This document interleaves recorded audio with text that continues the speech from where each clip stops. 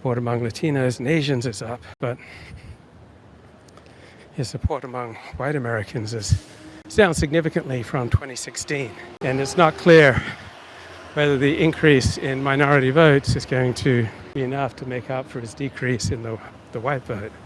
I think he's dropped in the white vote because in the professions and in high IQ circles, it's just considered unfathomable, absolutely unthinkable to vote for Donald Trump. And so the elites have successfully accomplished changing the law in New York, assembling prosecutions of Donald Trump around the country. They hamstrung his first term. Now, this could backfire if Republicans repeat these tactics to hamstring Joe Biden and the Democrats, if the Republicans come with a no-mercy attitude, and if the Republicans win the 2024 presidential campaign, right, they may ruthlessly replace 50,000 civil servants with people who are strongly pro-Trump, and then make dramatic changes to American society. Joe Biden has been very effective at appointing judges, more effective than any other Democratic president in memory. So I love just watching how the two sides are playing the game. Right now there's so much energy unleashed by this guilty verdict. Where's it going to go?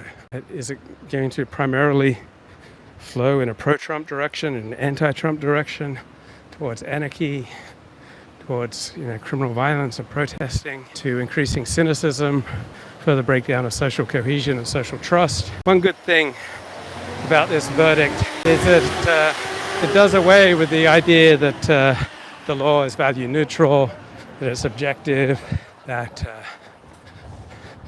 the people operating in a courtroom are just officers of the court, just doing their job. Right? Laws are always enforced by individuals who have subjective biases.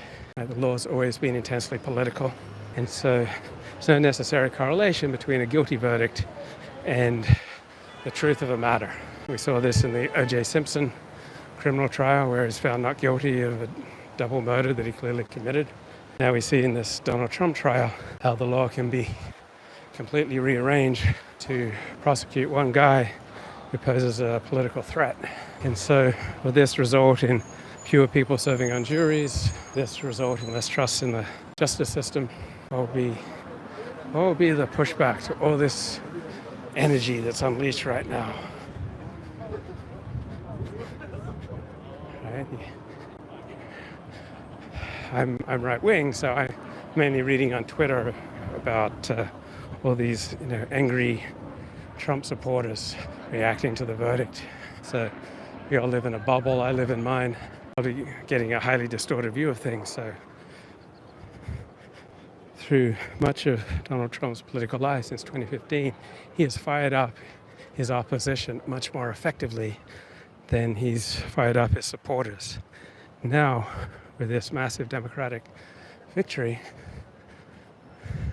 will they at last fire up their opposition more than they fire up their supporters? Like, who gets energized? Right? Who becomes the most passionate? Who becomes the most committed? Who becomes the most driven? And will they become passionate in effective ways or in silly ways? And it's very easy to be angry and passionate about things and act in a self-destructive manner. So I'm curious to see if the Trump team will take the energy and the donation unleashed by this verdict and use it in a productive, or will it be used in a non-productive manner? I'm going to side with productive. I'm going to predict productive, because it seems to me that the people running Donald Trump's campaign are incredibly effective. Right? Trump's consistently ahead in the polls. It looks like his campaign managers know what they're doing. And so I remember before Alvin Bragg brought this first conviction, it looked like Donald Trump was effectively politically dead. The New York Post mocked his announcement that he was going to run for president in 2024. And he seemed like yesterday's news. He was effectively banned from Fox News for about 6 months. Fox News did everything it could to fire up support for Ron DeSantis. And then the Democrats, bringing all these prosecutions of Donald Trump, brought Trump back from the political dead. And the more they prosecute Donald Trump, right, the more popular he gets.